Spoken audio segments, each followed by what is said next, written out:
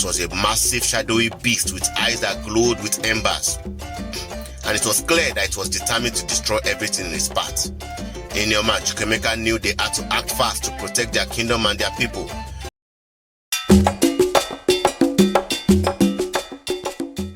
Once upon a time, in a small village in Nigeria, there was a beautiful princess named Inyoma.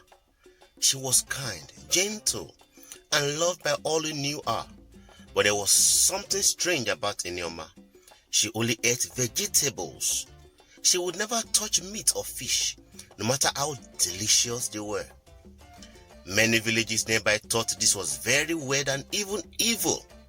They believed that a princess should eat like a normal person, not just vegetables. Because of this, many suitors who came to ask for her hand in marriage would run away, afraid of her strange eating habits. Inyoma was sad and lonely, wishing someone would understand and love her for who she was. One day, a young handsome peasant boy named Chukwuemeka came to the palace. He was different from the others, for he was curious and kind. When he learned about Inyoma's love for vegetables, he didn't run away. Instead, he asked her why she ate only vegetables. Inyoma smiled and said, "I eat vegetables because they make me strong and healthy." Chukwuemeka was impressed and asked if he could join her for a meal together. They sat down to a delicious vegetable feast, and Chukwuemeka was amazed by the flavors and textures. From that day on, Chukwuemeka and Inyoma became inseparable friends. He saw the beauty in her uniqueness and loved her for who she was.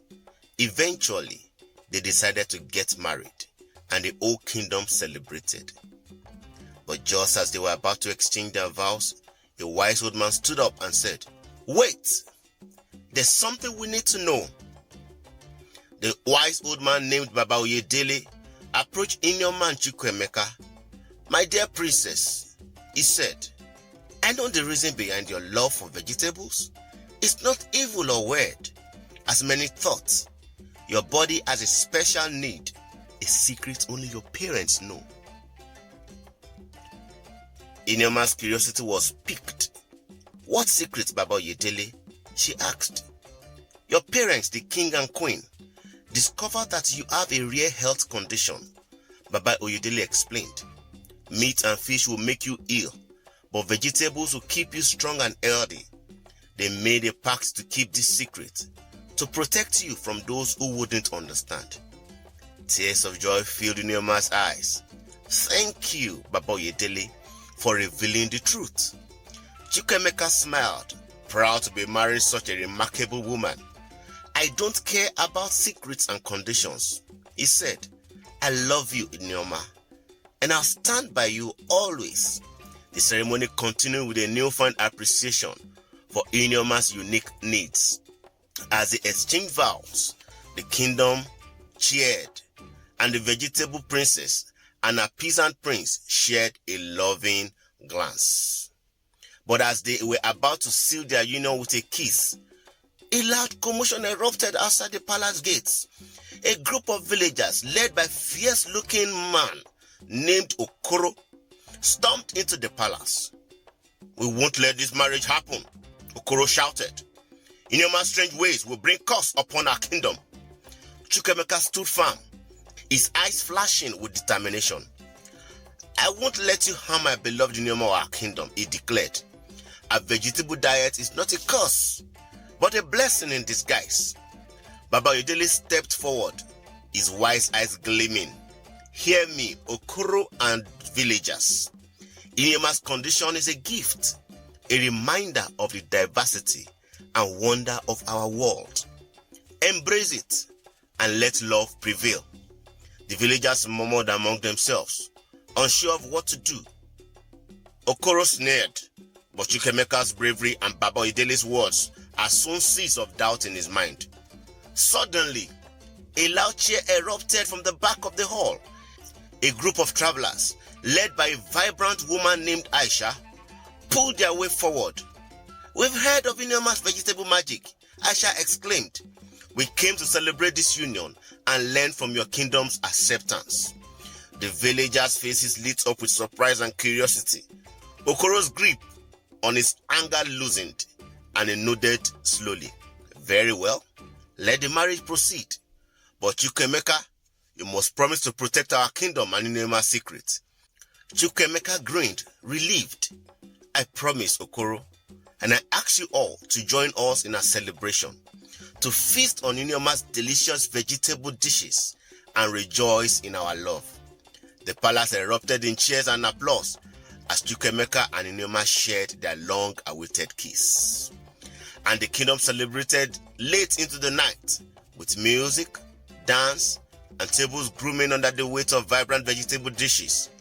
Ineoma and Chukwuemeka sat on their thrones, beaming with happiness, as the villagers and travelers alike came to offer their blessings and congratulations. As the night wore on, Aisha approached the royal couple, a mysterious smile playing on her lips. Ineoma, my dear, I have a special gift for you, she said, producing a small, delicate pouch from her cloak. A pinch of this magic dust will enhance your vegetable powers, allowing you to heal and nourish your people like never before.